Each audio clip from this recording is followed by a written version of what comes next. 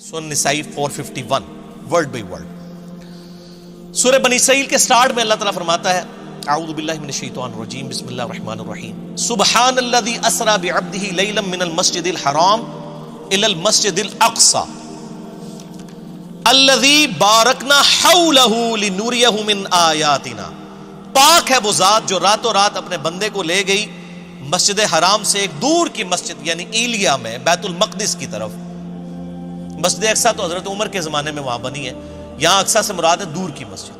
نبی علیہ السلام کے زمانے میں بخاری مسلم میں آتا ہے اسے بیت المقدس مسجد ایلیا کہا جاتا تھا, یروشلم میں جو سیر کروائی. الذی بارکنا حولہ, وہ جگہ ہے جہاں کے ارد گرد کے ماحول کو اللہ نے بابرکت بنایا. وہ کیا بابرکت ہے؟ 4000 نبیوں کی قبریں ہیں وہاں پہ. لِنُرِيَهُ مِنْ آیَاتِنَا, تاکہ اللہ تعالیٰ اپنی قدرت کی بڑی بڑی نشانیاں اپنے محبوب کو دکھائے صلی اللہ علیہ وآلہ وسلم. اِنَّهُ هُوَ السَّمِيعُ الْبَصِيرُ, بے شک اللہ تعالیٰ سننے والا دیکھنے والا ہے. یہ جو قدرت کی بڑی بڑی نشانیاں دکھائی ہیں نا, ان میں سے ایک نشانی راستے میں یہ بھی دکھائی گی الاسراء والمعراج میں. الاسراء آپ کا رات کا زمینی سفر ہے اور المعراج آپ کا آسمانوں کا سفر ہے جو یروشلم سے آسمانوں کی طرف. میں نے ڈیٹیل کے ساتھ اس کے اوپر 3 لیکچر ریکارڈ کروا دیے ہیں. مسئلہ نمبر 126 A B C, جسے شوق ہو وہ دیکھے. میری زندگی کے بہترین تحقیقی لیکچرز میں سے ہیں. آپ کو واقعہ معراج پہ اتنی تحقیق کسی کتاب میں نہیں ملے گی. اللہ کے فضل سے میں نے جتنی اس میں محنت کی الحمدللہ. اس میں نے یہ حدیث بیان کی تھی سنن نسائی 451. انس بن مالک سے بھی ہے, سیدنا شداد ابن اوس سے بھی. انس بن مالک کہتے ہیں کہ نبی علیہ السلام نے فرمایا میرے پاس ایک جانور لایا گیا براق, جو گدھے سے بڑا اور خچر سے چھوٹا تھا. اس کا قدم وہاں پڑتا تھا جہاں اس کی نگاہ پڑتی تھی. اتنی یعنی سپیڈ میں وہ چلنے والا اڑنے والا جانور تھا. میں جبرائیل علیہ السلام کے ساتھ اس پر سوار ہو گیا. میں کچھ چلا تھا تو جبرائیل علیہ السلام نے عرض کی اے اللہ کے نبی اتریے اور یہاں پر نماز پڑھیے.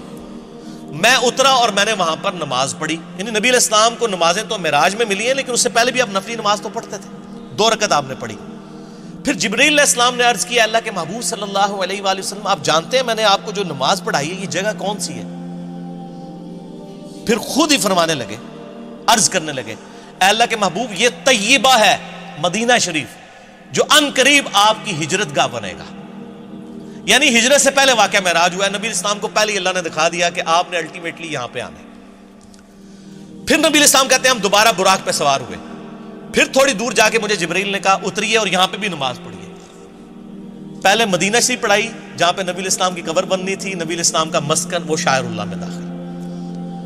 میں نماز پڑھ کے فارغ ہوا تو پوچھا, جبرائیل نے کہا اللہ کے رسول آپ کو پتہ ہے یہ جگہ کون سی ہے؟ تو پھر خود ہی اس نے عرض کی کہ یہ طور سینا ہے جہاں پہ موسیٰ علیہ السلام سے اللہ نے کلام کیا تھا.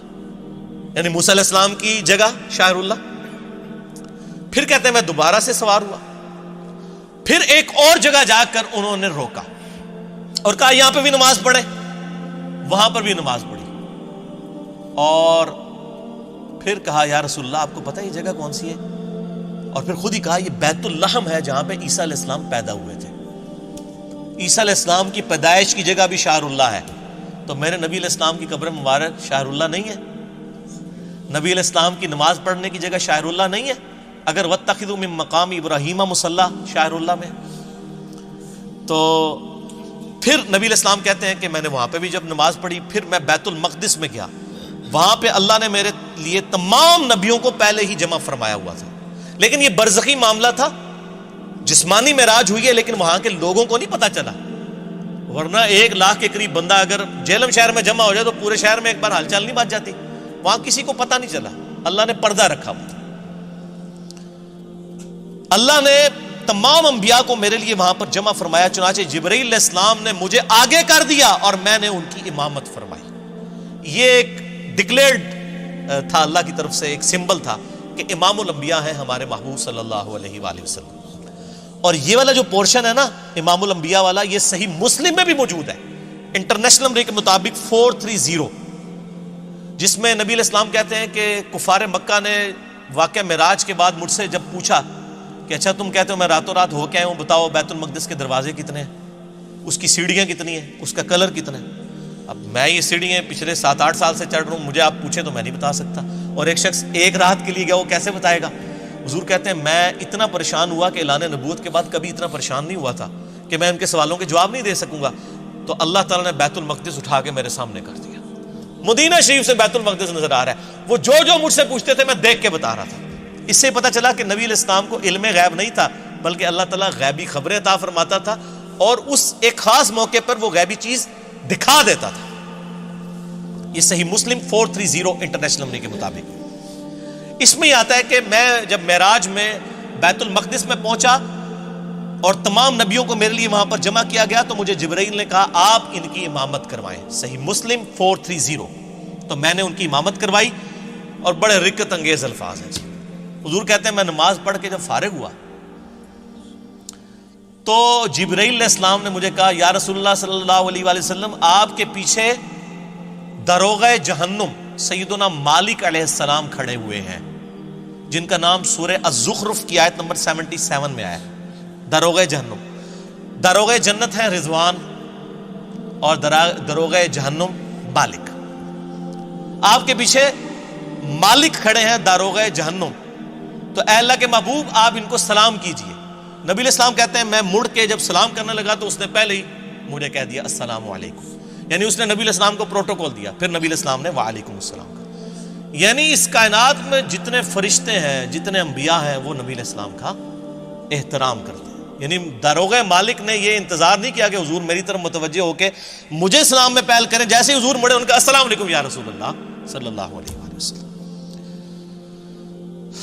سبحان ربک رب العزت عما یصفون وسلام علی المرسلین والحمد للہ رب العالمین.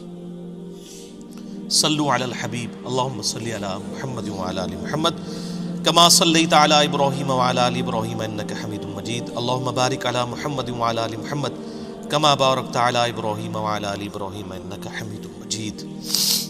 اچھا، یہ حکمت کیا تھی نبیوں کو وہاں جمع کرنے میں؟ یہ بھی ٹروتھ میں ریویل معراج والے لیکچر میں نے کیا، میں آج بھی کر دیتا ہوں. سورہ آل عمران کی آیت نمبر ہے 81. اعوذ باللہ من الشیطان الرجیم، بسم اللہ الرحمن الرحیم. وَإِذْ أَخَذَ اللَّهُ مِيثَاقَ النَّبِيِّينَ، اور وہ وقت یاد کرو جب اللہ نے تمام نبیوں سے، ان کی روحوں سے یہ عہد لیا تھا. لَمَا آتَيْتُكُم مِّن كِتَابٍ وَحِكْمَةٍ، جب میں تمہیں کتاب اور حکمت دے کر بھیجوں. ثُمَّ جَاءَكُمْ رَسُولٌ مُصَدِّقٌ لِمَا مَعَكُمْ، اور تم پیغمبر ہو اور تمہاری پیغمبری کے دوران کوئی اور رسول آ جائے جو تمہاری تصدیق کرے. لَتُؤْمِنُنَّ بِهِ وَلَتَنْصُرُنَّ، تو تم پر یہ لازم ہے کہ تم نے اس کی بھی تصدیق کرنی ہے اور اس کی مدد بھی کرنی ہے. جیسا کہ حضرت یحییٰ علیہ السلام نے حضرت عیسیٰ علیہ السلام کی تصدیق کر دی، دونوں ایک زمانے میں. ٹھیک ہو گیا؟ تو اسی طریقے سے اللہ تعالیٰ فرما رہا ہے جو کوئی بھی پیغمبر ہے، اور اسی کا کلائمیکس یہ ہے کہ اگر میرے نبی آ جائیں صلی اللہ علیہ وآلہ وسلم تو تم تمام نبیوں نے ان کی تصدیق کرنی ہے. اب بڑے سخت الفاظ ہیں. قال اقررتم، اے نبیوں کیا اقرار کرتے ہو؟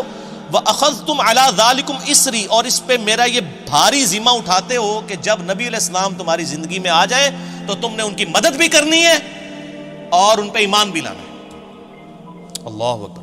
قالوا اقررنا، تمام نبیوں نے کہا ہم اقرار کرتے ہیں. قال فاشهدوا وانا معكم من الشاهدين، تو پھر کہا کہ دیکھو میں بھی تمہارے ساتھ گواہوں میں شامل ہوں، ایک دوسرے پر گواہ ہو جاؤ کہ جب نبی علیہ السلام آئے تو تم تمام نبیوں نے ان کی تصدیق بھی کرنی، ان کی مدد بھی کرنی. ابھی یہاں پہ بات ختم نہیں ہوئی، آگے فتویٰ بھی آ رہا ہے بڑا گاڑا. فمن تولى بعد ذلك، اگر تم نبیوں میں سے بھی کوئی پھر گیا نا کہ اس نے میرے نبی علیہ السلام پر ایمان نہ لایا، ان کی زندگی میں اگر وہ آ گئے، فاولئک هم الفاسقون، تو ایسا پیغمبر بھی پھر فاسق ہوگا. والعیاذ باللہ تعالی. یہ انبلیویبل بات ہے. یہ بھاری ذمہ جو اٹھوایا تھا، اس کی پریکٹیکل اپلیکیشن وہ بنی واقعہ معراج. صحیح مسلم 430 کہ تمام نبیوں کو جمع کیا گیا، تمام نے نبی علیہ السلام کی تصدیق کر دی، کیونکہ پریکٹیکلی تو ایسا نہیں ہوا تھا، آپ کے بعد تو کوئی پیغمبر نہیں آنا. تو وہ اللہ تعالیٰ نے ایک اسپیشل ایک مجلس کا انعقاد کیا. اچھا، یہ جو آیا لنوریہ من آیاتنا، انہی آیات میں سے ایک اور آیت اللہ نے دکھائی. صحیح مسلم میں 2 حدیثیں ہیں انٹرنیشنل نمبر کے مطابق 6157 اور 6158 کہ نبی علیہ السلام فرماتے ہیں واقعہ معراج کے دوران میں جب بیت المقدس کی طرف جا رہا تھا، سرخ ٹیلے کے پاس میں نے موسیٰ علیہ السلام کو دیکھا اپنی قبر میں، ہوا قائم یصلی فی قبری، وہ اپنی قبر میں کھڑے ہو کر نماز پڑھ رہے تھے۔ یہ صحیح مسلم 6157 اور 6158۔ تو موسیٰ علیہ السلام کو اپنی قبر میں نماز پڑھتے ہوئے نبی علیہ السلام نے اس واقعہ معراج میں دیکھا۔ باقی یہ انتہائی انٹرسٹنگ چیز ہے، واقعہ معراج پہ آپ جتنی بھی کتابیں پڑھیں آپ کو زیادہ تر کہانیاں ملیں گی۔ میں نے محنت کر کے ہفتوں لگا کے آلموسٹ 4-5 گھنٹے کی یہ 3 نشستوں میں ریکارڈنگ کروائی ہے، مسئلہ نمبر 126 ABC۔ آپ کا دل خوش ہو جائے گا۔ واقعہ معراج پہ آپ کو اس کے بعد کوئی کتاب اور آپ سینکڑوں لیکچرز بھی سنیں، وہ چیزیں نہیں ملیں گی انشاءاللہ جو میں نے اس میں ریکارڈ کروا دی ہیں، وہ ضرور دیکھیے گا۔